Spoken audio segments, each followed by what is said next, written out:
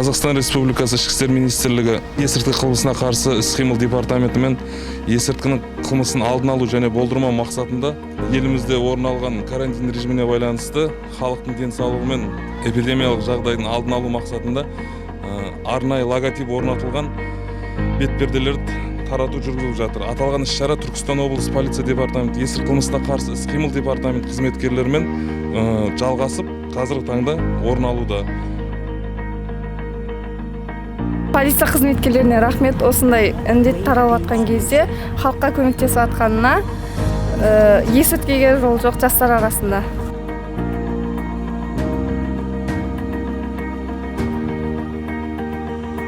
Біз полиция қызметкерлерімен біргеміз, есірткіге жол жоқ.